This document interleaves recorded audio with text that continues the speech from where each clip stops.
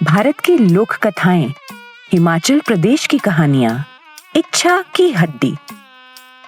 बहुत समय पहले हिमाचल प्रदेश पर एक महत्वाकांक्षी राजा उदयगिरी राज किया करते थे।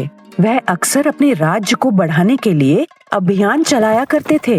एक दिन शिकार करते हुए वह जंगल की गहराइयों में पहुँचे और वहाँ से निकलकर राजा उदयगिरी एक नदी के पास पहुँचे।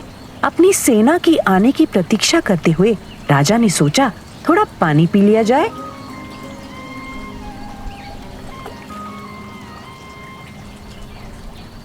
नदी के उस पार पहाड़ की ढलानों पर उन्हें एक सुंदर नगर दिखा।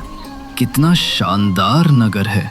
अगर ये मेरे राज्य में ना हो तो सचमुच अफसोस की बात होगी। यह सच था कि उनका राज्य केवल नदी तक ही सीमित था। राजा ने तुरंत दरबार लौटकर अपने मंत्रियों की सभा बुलाई। महाराज, मैं उस नगर को जानता हूँ। वह मछुआरों का बसेरा है। मेरी सेना को तुरंत भेजो। मैं चाहता हूँ कि शाम तक वो नगर हमारे राज्य का हिस्सा हो। मछुआरों ने अद्भुत पराक्रम दिखाया। उन्होंने लाठी, पत्थर और लकड़ी के तख्तों की सहायता से अपनी पूरी ताकत से संघर्ष किया। दोनों ओर से भारी हताहत हुई। राजा दरबार में मंत्रियों के साथ युद्ध की स्थिति पर चर्चा कर ही रहे थे कि एक बूढ़ा आदमी भीतर आया। ये बूढ़ा आदमी कौन है? प्रणाम महाराज, मैं मछुआरों का प्रधान हूँ और अपनी भूमि आपको सौंपने आया हूँ।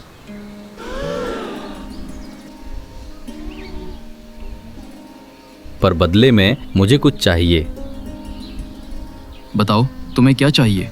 महाराज, मुझे केवल उतना सोना चाहिए जितना इस हड्डी के बराबर हो। इतना कहकर उसने एक छोटी सी हड्डी दिखाई।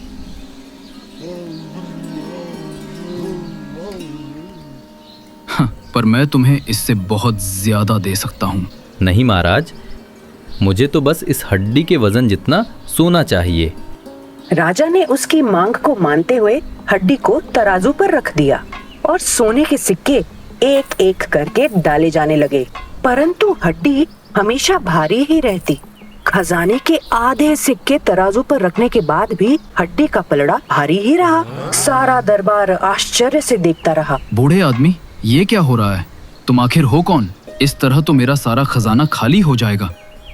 हे राजन, चिंता मत करो। ये इच्छा की असंतुष्ट हड्डी है। जितना इसे खिलाओगे ये उतना ही और मांगेगी।